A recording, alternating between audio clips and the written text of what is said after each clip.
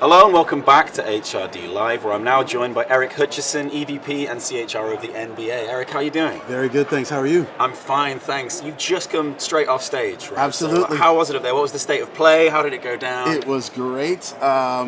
A good 200 plus people in the room. Wow. Had a really good conversation about values and leadership and Fantastic. engagement and commitment and all those great things. It was really, really good. Wow, okay. I mean, that sounds like a huge amount in one session. 30 minutes, we packed it. Oh my goodness. So what was the general flavor there? What were you trying to tell the audiences? What was the message? You know, what we were talking about is how to have lasting culture change.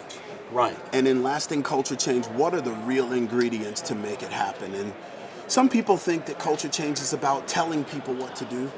And my proposition is that culture change is really about experiencing something different. Right. And giving people a different sense of what it's like to be there, and then suddenly the culture changes over time. Right. The other thing that we talked about was the fact that no one person can make change happen. It has to be what I call exponential impact. Every leader impacts a small group, and when that collective comes together, you have change. Wow. So in an organization, say, where they're just really struggling to make that change, they just have no idea. Yeah. How do you get that started? How do you make that exponential change? What's the kickoff point? Well, usually it's a leader. Right. And I was talking to a group afterwards, and they said, you know, we have a leader who is maybe a little bit more of an introvert. So they're not that person that's the big booming voice that says, this is north, everybody follow me. And what I was trying to explain is that there's three different kinds of leadership. There's leading from the front. Yes, there's those of us that are big booming and we stand up in front and we say, this is north, follow me, and everybody goes. Yeah. There's also leader as coach. Sometimes the best leaders sit side by side with their teammates and just give them examples, and they lead by example. There's lots of NBA players who lead by example. They're not big boisterous voices, but they lead. Right. And then there's also what I call the guiding hand. Sometimes there's the quiet leader that's in the background, just making things happen. People don't even know they're there sometimes, but suddenly the door opens and I have no idea why. That's that leader that's in the background clearing things. So you don't have to be the big leader in order to make change happen. What you have to be is committed. Right. And you need a leader with a commitment that they want the place to be different, and then to begin to act different, and then to get the groundswell. And before you know it, you have what I call organizational inertia. The place just starts to move. Right. So it seems like you're saying there's all these different kinds of people. How do you tap into what's great about those people? Is this a cultural change that needs to take place first before you can say every single kind of person we have has value? What needs to change first before you can make that happen? Well, first your perspective has to change, because you have to actually believe that every single person has value. Right.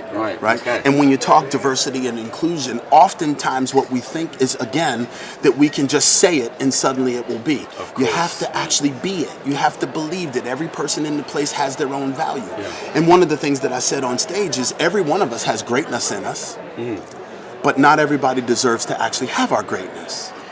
So if you think about it, if you worked at an organization and you said, I'm proud of the company I work for, I'm proud of the people I work with, I'm proud of the work that I get to do, and I'm pleased with the value that I give and get, suddenly now you're committed. And if every person in the place were saying yes to those four questions, the place will move on its own. Incredible. Lastly, Eric, for those who aren't lucky enough to be here to enjoy the session, if you could give one tip maybe to those people watching who want to make this kind of change that you're talking about and just don't know how to get it going, where to start, what would be your one top tip maybe just to change that mindset?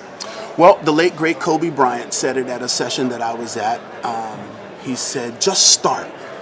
Wow. Just start. Sometimes the change just has to happen because somebody decides they want it to, and they begin. Right. And if each individual begins on their own, then we can sort of create the systemic change that we sometimes want to have.